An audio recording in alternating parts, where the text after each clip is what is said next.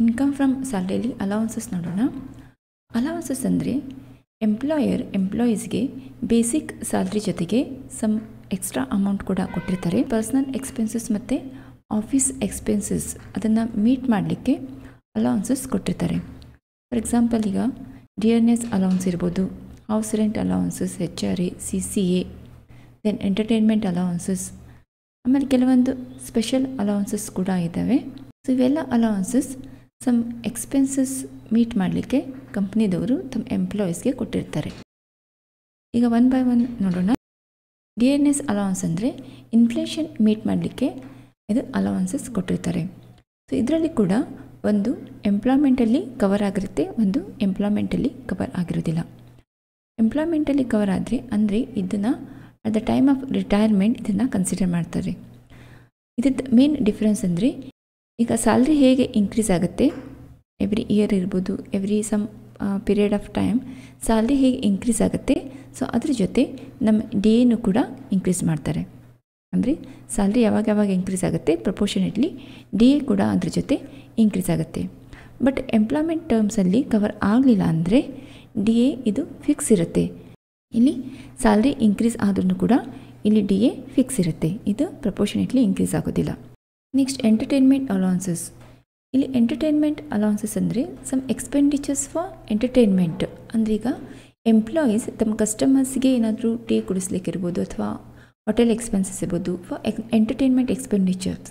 So company ಅವತ್ತು ಏನು ಮಾಡ್ತಾರೆ, ಎಂಪ್ಲಾಯೀಸ್ಗೆ ಸಮ್ ಫಿಕ್ಸ್ ಅಮೌಂಟ್ ಕೊಟ್ಟಿರ್ತಾರೆ ಎವ್ರಿ ಮಂತ್. ಅಂದರೆ ಅವ್ರ ಕಸ್ಟಮರ್ಸ್ಗೆ ಎಂಟರ್ಟೈನ್ಮೆಂಟ್ ಎಕ್ಸ್ಪೆನ್ಸಸ್ ಮೀಟ್ ಮಾಡಲಿಕ್ಕೆ ಈ ಎಂಟರ್ಟೈನ್ಮೆಂಟ್ ಅಲೌನ್ಸ್ ಇದು ಫುಲ್ಲಿ ಟ್ಯಾಕ್ಸೇಬಲ್ ಇದೆ. ಬಟ್ ಗೌರ್ಮೆಂಟ್ ಎಂಪ್ಲಾಯೀಸ್ಗೆ ಸಮ್ ಡಿಡಕ್ಷನ್ಸ್ ಅಲೋಯಬಲ್ ಮಾಡಿದ್ದಾರೆ. ಸೊ ಆ ಡಿಡಕ್ಷನ್ಸ್ ಅಂದರೆ ಈ 3 ಅಮೌಂಟಲ್ಲಿ ಯಾವುದು ಕಡಿಮೆ ಇರುತ್ತೆ ಆ ಅಮೌಂಟ್ ಡಿಡಕ್ಷನ್ ಸಿಗುತ್ತೆ. ಅಂದರೆ 5,000 rupees, 1/5 ಆಫ್ ಬೇಸಿಕ್ ಸ್ಯಾಲರಿ, ಅಂದರೆ ಇದು 20% ಅನ್ಬೋದು. ಆಮೇಲೆ ಆ್ಯಕ್ಚುಯಲ್ ಅಲೌನ್ಸಸ್ ರಿಸೀವ್ಡ್. ಸೊ ಇವು 3ರಲ್ಲಿ ಯಾವ್ದು ಕಡಿಮೆ ಇರುತ್ತೆ ಇದು ಗೌರ್ಮೆಂಟ್ ಎಂಪ್ಲಾಯೀಸ್ಗೆ ಮಾತ್ರ ಡಿಡಕ್ಷನ್ ಸಿಗುತ್ತೆ.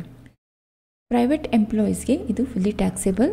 ಗೌರ್ಮೆಂಟ್ ಎಂಪ್ಲಾಯೀಸ್ಗೆ ಆ್ಯಕ್ಚುಯಲ್ ಅಲೌನ್ಸಸ್ ಏನು ರಿಸೀವ್ ಮಾಡ್ತೀವಿ ಅದರಲ್ಲಿ ಈ 3ರಲ್ಲಿ ಯಾವ್ದು ಕಡಿಮೆ ಇರುತ್ತೆ ಡಿಡಕ್ಷನ್ ಸಿಗುತ್ತೆ. Next house rent allowances. So house rent allowance ಕೂಡ ಇದೊಂದು ಸ್ಪೆಷಲ್ ಅಲೌನ್ಸಸ್. ಇಲ್ಲಿ ಕೂಡ ಕಂಪ್ನಿದವರು ತಮ್ಮ ಎಂಪ್ಲಾಯೀಸ್ಗೆ ಒಂದು ರೆಸಿಡೆನ್ಷಿಯಲ್ ಅಕೊಮಡೇಷನ್ದು ಏನು ಒಂದು ಎಕ್ಸ್ಪೆನ್ಸಸ್ ಇರುತ್ತೆ, so rent of the house, so ಅದನ್ನು ಮೀಟ್ ಮಾಡಲಿಕ್ಕೆ ಕಂಪ್ನಿದವರು ತಮ್ಮ ಎಂಪ್ಲಾಯೀಸ್ಗೆ ಹೌಸ್ ರೆಂಟ್ ಅಲೌನ್ಸಸ್ ಅಂತ ಕೊಟ್ಟಿರ್ತಾರೆ. ಸೊ ಇದು ಕೂಡ ಬೇಸಿಕ್ ಸ್ಯಾಲರಿ ಜೊತೆಗೆ ಆ್ಯಡ್ ಮಾಡಿರ್ತಾರೆ. ಬಟ್ ಇದರಲ್ಲಿ ಪಾರ್ಟ್ಲಿ ಇದು ಎಕ್ಸಮ್ಟೆಡ್ ಇದೆ. ಸೊ ಈ 3ರಲ್ಲಿ ಯಾವ್ದು ಕಡಿಮೆ ಇದೆ ಅಷ್ಟು ಅಲೌನ್ಸಸ್ ಇಲ್ಲಿ ಡಿಡಕ್ಷನ್ ಸಿಗುತ್ತೆ. Actual HRA received, excess of rent paid over 10% of salary. ಅಂದರೆ ನಿಮ್ಮದು ಸ್ಯಾಲ್ರಿ ಎಷ್ಟಿದೆ ಅದರದ್ದು 10%ಗಿಂತ ಜಾಸ್ತಿ ರೆಂಟ್ ಏನಾದರೂ ಕೊಟ್ಟರೆ ಸೊ ಆ ಅಮೌಂಟ್ ಇಲ್ಲಿ ಕನ್ಸಿಡರ್ ಮಾಡ್ತೀವಿ. ಆಮೇಲೆ 50 or 40% ಆಫ್ ಸ್ಯಾಲರಿ. ಅಂದರೆ 50% ಯಾವಾಗ ಮೆಟ್ರೋ ಸಿಟಿಯಲ್ಲಿದ್ದಾಗ ಕೋಲ್ಕತ್ತಾ, ಮುಂಬೈ, ಡೆಲ್ಲಿ, ಚೆನ್ನೈ, ಸೊ ಈ 4 ಸಿಟಿ ಬಿಟ್ಟು ಬೇರೆ ಸಿಟಿಯಲ್ಲಿದ್ದರೆ 40% ಆಫ್ ಸ್ಯಾಲ್ರಿನ ಕನ್ಸಿಡರ್ ಮಾಡ್ತೀವಿ. ಸೊ ಈ 3ರಲ್ಲಿ ಯಾವುದು ಕಡಿಮೆ ಇರುತ್ತೆ ಅಷ್ಟು ಡಿಡಕ್ಷನ್ ಸಿಗುತ್ತೆ. ಇಲ್ಲಿ ಸ್ಯಾಲ್ರಿ ಅಂದರೆ ಇಲ್ಲಿ ಬೇಸಿಕ್ ಸ್ಯಾಲರಿ, DA, ಸೊ ಇದು ರಿಟೈರ್ಮೆಂಟ್ ಬೆನಿಫಿಟಲ್ಲಿ ಇನ್ಕ್ಲೂಡ್ ಆದರೆ ಜೊತೆಗೆ ಕಮಿಷನ್ ಇದು ಫಿಕ್ಸ್ ಪರ್ಸೆಂಟೇಜಲ್ಲಿ ಇದ್ದರೆ ಮಾತ್ರ ಇದನ್ನು ಕಮಿಷನನ್ನು ಆ್ಯಡ್ ಮಾಡ್ತೀವಿ. ಈ ಸ್ಯಾಲ್ರಿನ ಇಲ್ಲಿ ಕ್ಯಾಲ್ಕುಲೇಷನ್ಗೆ ತಗೋತೀವಿ. City compensatory allowances. ಈ ಅಲೌನ್ಸಸ್ ಕಂಪ್ನಿದವರು ತಮ್ಮ ಎಂಪ್ಲಾಯೀಸ್ಗೆ high cost of living meet ಮಾಡಲಿಕ್ಕೆ ಇದನ್ನು ಕೊಟ್ಟಿರ್ತಾರೆ. ಈಗ ಸಪೋಸ್ ಸಮ್ ಮೆಟ್ರೋ ಅಥವಾ ಒಂದು ಸಮ್ ಲಾರ್ಜ್ ಸಿಟಿದಲ್ಲಿ ಟ್ರಾನ್ಸ್ಫರ್ ಆದಾಗ ಅಲ್ಲಿ ಕಾಸ್ಟ್ ಆಫ್ ಲಿವಿಂಗ್ ಜಾಸ್ತಿ ಇದ್ದರೆ ಆ ಎಕ್ಸ್ಪೆನ್ಸಸ್ ಮೀಟ್ ಮಾಡಲಿಕ್ಕೆ ಇದು ಸಿಟಿ ಕಾಂಪೆನ್ಸೇಟರಿ ಅಲೌನ್ಸಸ್ ಅಂತ ಕೊಟ್ಟಿರ್ತಾರೆ. ಸೊ ಇದು ಕೂಡ ಫುಲ್ಲಿ ಟ್ಯಾಕ್ಸೇಬಲ್ ಇದೆ. ನೆಕ್ಸ್ಟ್ ಸ್ಪೆಷಲ್ ಅಲೌನ್ಸಸ್ ನೋಡೋಣ. ಇದರಲ್ಲಿ travel allowance, daily allowance, conveyance allowance, helper allowance, research allowance ಮತ್ತು ಯೂನಿಫಾರ್ಮ್ ಅಲೌನ್ಸ್, ಈ ರೀತಿ ಬೇರೆ ಬೇರೆ ಅಲೌನ್ಸಸ್ ಎಲ್ಲ ಎಕ್ಸೆಂಪ್ಟ್ ಆಗಿರುತ್ತೆ. ಮೊದಲನೇದಾಗಿ ಟ್ರಾವೆಲ್ ಅಲೌನ್ಸ್ ಅಂದರೆ ಈಗ ಎಂಪ್ಲಾಯ್ ಏನಾದರೂ ಟೂರ್ ಮೇಲೆ ಹೋದಾಗ, ಆಫೀಸ್ ವರ್ಕ್ ಮೇಲೆ ಟೂರ್ ಮೇಲೆ ಹೋದಾಗ ಅಥವಾ ಅವನಿಗೆ ಟ್ರಾನ್ಸ್ಫರ್ ಆದಾಗ ಈ ಅಲೌನ್ಸಸನ್ನು ಕೊಟ್ಟಿರ್ತಾರೆ. ಸೊ ಈಗ ಟ್ರಾನ್ಸ್ಪೋರ್ಟ್ ಅಲೌನ್ಸಸ್ ಬೇರೆ, ಟ್ರಾವೆಲ್ ಅಲೌನ್ಸ್ ಬೇರೆ. ಟ್ರಾನ್ಸ್ಪೋರ್ಟ್ ಅಲೌನ್ಸ್ ಅಂದರೆ ವಿದಿನ್ ಲೋಕಲ್ ಕೊಟ್ಟಿರ್ತಾರೆ, ಆಫೀಸಿಂದ ಮನೆಗೆ, ಮನೆಯಿಂದ ಆಫೀಸಿಗೆ ಏನು ಟ್ರಾವೆಲ್ ಮಾಡಿರ್ತಾರೆ ಸೊ ಅದಕ್ಕೆ ಟ್ರಾನ್ಸ್ಪೋರ್ಟ್ ಅಲೌನ್ಸ್ ಕೊಟ್ಟಿರ್ತಾರೆ. ಡೈಲಿ ಅಲೌನ್ಸ್ ಅಂದರೆ ಈಗ ಎಂಪ್ಲಾಯಿ ಟೂರ್ ಮೇಲೆ ಇದ್ದಾಗ ಅಥವಾ ಟ್ರಾನ್ಸ್ಫರ್ ಇದ್ದಾಗ ಡೈಲಿ ಚಾರ್ಜಸ್ ಏನಿರುತ್ತೆ ಎಂಪ್ಲಾಯಿದು ಆ ಎಕ್ಸ್ಪೆನ್ಸಸ್ ಮೀಟ್ ಮಾಡಲಿಕ್ಕೆ ಡೈಲಿ ಅಲೌನ್ಸಸ್ ಕೊಟ್ಟಿರ್ತಾರೆ. Next conveyance allowances. ಈಗ ಆಫೀಸ್ ಡ್ಯೂಟಿ ಇದ್ದಾಗ ಅಂದರೆ ಲೋಕಲ್ ಎಲ್ಲಾದರೂ ಹೋಗೋದಿತ್ತಂದರೆ ಆ ಕನ್ವೆಯನ್ಸ್ ಅಲೌನ್ಸಸ್ ಕೊಟ್ಟಿರ್ತಾರೆ. Next helper allowances. ಈಗ ಆಫೀಸ್ ಡ್ಯೂಟಿ ಮಾಡಿದಾಗ ಯಾರಿಗಾದರೂ ಹೆಲ್ಪರ್ ಅಂತ ಇಟ್ವಿ, ಆ ಎಕ್ಸ್ಪೆನ್ಸಸ್ ಮೀಟ್ ಮಾಡಲಿಕ್ಕೆ ಹೆಲ್ಪರ್ ಅಲೌನ್ಸಸ್ ಅಂತ ಕೊಟ್ಟಿರ್ತಾರೆ. ಸೊ ಅದೇ ರೀತಿ ರಿಸರ್ಚ್ ಅಲೌನ್ಸಸ್. ಈಗ ಏನಾದರೂ ರಿಸರ್ಚ್ ಮತ್ತು ಟ್ರೈನಿಂಗ್ ಕೊಡುವಾಗ ಎಕ್ಸ್ಪೆನ್ಸಸ್ ಆಗುತ್ತೆ, ಸೊ ಅದನ್ನು ರಿಸರ್ಚ್ ಅಲೌನ್ಸ್ ಅಂತ ಹೇಳ್ತೀವಿ. Next uniform allowances. ಈಗ ಕೆಲವೊಂದು ಕಂಪ್ನಿಯಲ್ಲಿ ಯೂನಿಫಾರ್ಮ್ ಕಂಪಲ್ಸರಿ ಇರುತ್ತೆ. ಸೊ ಆ ಯೂನಿಫಾರ್ಮ್ ಪರ್ಚೇಸ್ ಮಾಡಲಿಕ್ಕೆ ಅಥವಾ ಯೂನಿಫಾರ್ಮನ್ನು ಮೇಂಟೈನ್ ಮಾಡಲಿಕ್ಕೆ ಅಂದರೆ ವಾಶ್ ಮಾಡಲಿಕ್ಕೆ, ಡ್ರೈ ಕ್ಲೀನ್ ಮಾಡಲಿಕ್ಕೆ, ಎಕ್ಸ್ಪೆನ್ಸಸ್ ಮೀಟ್ ಮಾಡಲಿಕ್ಕೆ ಯೂನಿಫಾರ್ಮ್ ಅಲೌನ್ಸಸ್ ಅಂತ ಕೊಡ್ತೀವಿ. ಆ್ಯಕ್ಚುಯಲ್ ಅಲೌನ್ಸಸ್ ಏನು ರಿಸೀವ್ ಮಾಡ್ತೀವಿ ಅಥವಾ ಎಕ್ಸ್ಪೆನ್ಸಸ್ ಏನು ಮಾಡ್ತೀವಿ ಎಕ್ಸ್ಪೆಂಡಿಚರ್ಸ್, ಸೊ ಇವೆರಡರಲ್ಲಿ ಯಾವುದು ಕಡಿಮೆ ಇರುತ್ತೆ ಸೊ ಅಷ್ಟು ಅಮೌಂಟ್ ಎಕ್ಸೆಂಪ್ಟ್ ಆಗುತ್ತೆ, ಬ್ಯಾಲೆನ್ಸ್ ಏನಿದೆ ಇದು ಟ್ಯಾಕ್ಸಬಲ್ ಆಗುತ್ತೆ. ಈಗ ಸಪೋಸ್ ಎಂಪ್ಲಾಯ್ ಏನಾದರೂ ಸೆಕ್ಷನ್ 115 BACದಲ್ಲಿ ಆಪ್ಟ್ ಮಾಡಿದ್ರಂದರೆ ಪ್ರೊವಿಷನ್ಸ್ ಅಂದರೆ ನ್ಯೂ ಟ್ಯಾಕ್ಸ್ ರಿಜಿಮನ್ನು ಆಪ್ಟ್ ಮಾಡಿದಾಗ ಇಲ್ಲಿ ಟ್ರಾವೆಲ್ ಅಲೌನ್ಸ್, ಡೈಲಿ ಅಲೌನ್ಸ್ ಮತ್ತು ಕನ್ವೆಯನ್ಸ್ ಅಲೌನ್ಸ್ ಅಷ್ಟು ಮಾತ್ರ ಎಕ್ಸೆಂಪ್ಷನ್ ಸಿಗುತ್ತೆ, ಬೇರೆ ಅಲೌನ್ಸಸಲ್ಲಿ ಎಕ್ಸೆಂಪ್ಷನ್ ಸಿಗೋದಿಲ್ಲ.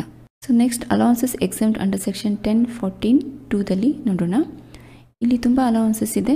ಇವೆಲ್ಲ ಎಕ್ಸಾಮ್ಸಿಗೆ ಅಷ್ಟೇನು ಇಂಪಾರ್ಟೆಂಟ್ ಅಲ್ಲ. ಇದರಲ್ಲಿ ಎಕ್ಸಾಮ್ಸಲ್ಲಿ ಕೇಳೋದು ಚಿಲ್ಡ್ರನ್ಸ್ ಅಲೌನ್ಸಸ್, ಹಾಸ್ಟೆಲ್ ಅಲೌನ್ಸಸ್ ಮತ್ತು ಟ್ರಾನ್ಸ್ಪೋರ್ಟ್ ಅಲೌನ್ಸಸ್. ಈ ಅಲೌನ್ಸಸಲ್ಲಿ ಒಂದು ಅಮೌಂಟನ್ನು ಫಿಕ್ಸ್ ಮಾಡಿಬಿಟ್ಟಿದ್ದಾರೆ. ಈಗ ಫಾರ್ ಎಕ್ಸಾಂಪಲ್ ನೀವು ನೋಡ್ಬೋದು, ಚಿಲ್ಡ್ರನ್ಸ್ ಎಜುಕೇಷನ್ ಅಲೌನ್ಸಸಲ್ಲಿ ₹100 per month per child up to maximum 2 childrens ಅಂದರೆ 2 ಚಿಲ್ಡ್ರನ್ಸ್ವರೆಗೆ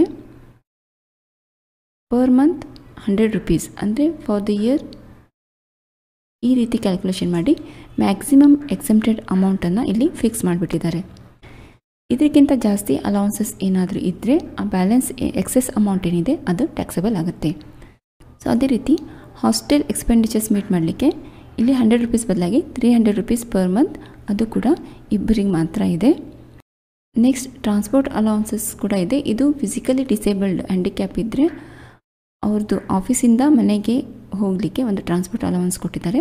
ಇದು ಕೂಡ ಮಂತ್ಲಿ 3200 ಇದೆ. ಸೊ ಆ ಎಂಪ್ಲಾಯಿ ಕೂಡ ಬ್ಲೈಂಡ್, ಡೀಫ್, ಡಂಪ್ ಇದ್ದರೆ ಮಾತ್ರ, ಹ್ಯಾಂಡಿಕ್ಯಾಪ್ ಇದ್ದರೆ ಮಾತ್ರ ಈ ಟ್ರಾನ್ಸ್ಪೋರ್ಟ್ ಅಲೌನ್ಸಸ್ ಕೊಟ್ಟಿರ್ತೀವಿ. ಬೇರೆ ಎಲ್ಲ ಅಲೌನ್ಸಸ್ ಕೂಡ ನೀವು ಜಸ್ಟ್ ಹಾಗೆ ನೋಡ್ಕೋಬೋದು, ಎಕ್ಸಾಮ್ ಪರ್ಪಸ್ಸಿಗೆ ಅಷ್ಟು ಇಂಪಾರ್ಟೆಂಟ್ ಇಲ್ಲ ಇದು. ಸಪೋಸ್ ಇಂಡಿವಿಜುವಲ್ ಏನಾದರೂ ಸೆಕ್ಷನ್ 115 BACದಲ್ಲಿ ಆಪ್ಟ್ ಮಾಡಿದ್ರಂದರೆ ಅಂದರೆ ನ್ಯೂ ಟ್ಯಾಕ್ಸ್ ರಿಜಿಮಲ್ಲಿ ಆಪ್ಟ್ ಮಾಡಿದರೆ ಟ್ರಾನ್ಸ್ಪೋರ್ಟ್ ಅಲೌನ್ಸ್ ಮಾತ್ರ ಬರುತ್ತೆ, ಇದನ್ನು ಬಿಟ್ಟು ಬೇರೆ ಅಲೌನ್ಸಸ್ ಎಕ್ಸೆಂಪ್ಷನ್ ಸಿಗೋದಿಲ್ಲ. ಎಲ್ಲ ಅಲೌನ್ಸಸಲ್ಲಿ ಕೆಲವೊಂದು ಅಲೌನ್ಸಸ್ ಫುಲ್ಲಿ ಎಕ್ಸೆಂಪ್ಟೆಡ್ ಇರುತ್ತೆ, ಕೆಲವೊಂದು ಫುಲ್ಲಿ ಟ್ಯಾಕ್ಸೇಬಲ್. ಸೊ ಅದೇ ರೀತಿ ಕೆಲವೊಂದು allowances partly taxable, partly exempted ಇರುತ್ತೆ. ಫಸ್ಟ್ ಕಾಲಮ್ದಲ್ಲಿ ಇರೋದು ಎಲ್ಲ ಫುಲ್ಲಿ ಎಕ್ಸೆಂಪ್ಟೆಡ್. ಈಗ ಫಾರಿನ್ ಅಲೌನ್ಸ್ ಇರುವುದು, HRA ಜಡ್ಜಿಗೆ ಕೊಟ್ಟರೆ, ಆಮೇಲೆ ಅಲೌನ್ಸಸ್ ಫ್ರಮ್ UNA. ಸೊ ಈ ಲೀಸ್ಟಲ್ಲಿ ಬರೋದು ಎಲ್ಲ ಅಲೌನ್ಸಸ್ ಫುಲ್ ಎಕ್ಸೆಂಪ್ಟ್ ಆಗಿರುತ್ತೆ. ಸೊ ಅದೇ ರೀತಿ ಈಗ dearness allowance, then CCA, overtime allowance, lunch allowance, fixed medical allowance, entertainment allowance, domestic allowance, family allowance. So ಇವೆಲ್ಲ ಅಲೌನ್ಸಸ್ ಏನಿದೆ ಇದು ಫುಲ್ ಅಮೌಂಟ್ ಟ್ಯಾಕ್ಸಬಲ್ ಇರುತ್ತೆ, ಇಲ್ಲಿ ಎಕ್ಸೆಂಪ್ಷನ್ ಏನೂ ಸಿಗೋದಿಲ್ಲ. ಸೊ ಇಲ್ಲಿ ಥರ್ಡ್ ಕಾಲಮ್ದಲ್ಲಿ ಏನಾಗಿದೆ, part of the allowances are exempted, part of the allowances are taxable.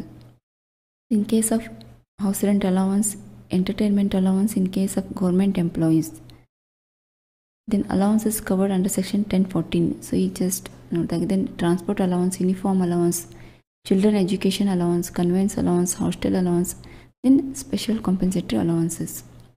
So ಈ ಕೇಸಲ್ಲಿ ಎಲ್ಲ ಅಲೌನ್ಸಸನ್ನು ಎಕ್ಸೆಂಪ್ಷನ್ ಏನಿದೆ ಅದು ಫಿಕ್ಸ್ ಮಾಡಿಬಿಟ್ಟಿದ್ದಾರೆ. ಸೊ ಇದಕ್ಕಿಂತ ಜಾಸ್ತಿ ಅಲೌನ್ಸಸ್ ಬಂದರೆ ಅದು ಟ್ಯಾಕ್ಸಬಲ್ ಆಗುತ್ತೆ. ಸೊ ಟೋಟಲ್ ನೀವು ಸ್ಯಾಲ್ರಿ ಕಾಂಪ್ಯೂಟ್ ಮಾಡುವಾಗ ಈ ಎಲ್ಲ ಅಲೌನ್ಸಸ್ಸು ತುಂಬ ಇಂಪಾರ್ಟೆಂಟ್. ಸೊ ಯಾವೆಲ್ಲ ಅಲೌನ್ಸಸ್ ಸ್ಯಾಲ್ರಿದಲ್ಲಿ ನಾವು ಇನ್ಕ್ಲೂಡ್ ಮಾಡ್ತೀವಿ, ಟ್ಯಾಕ್ಸಬಲ್ ಮಾಡ್ತೀವಿ, ಮತ್ತು ಯಾವೆಲ್ಲ ಪಾರ್ಷಿಯಲಿ ಟ್ಯಾಕ್ಸಬಲ್ ಆಗುತ್ತೆ, ಇವೆಲ್ಲ ಚೆನ್ನಾಗಿ ತಿಳ್ಕೊಂಡ್ರೆ ನಮಗೆ ಟೋಟಲ್ ಸ್ಯಾಲ್ರಿ ಕಾಂಪ್ಯೂಟ್ ಮಾಡುವಾಗ ತುಂಬ ಈಸಿ ಆಗುತ್ತೆ.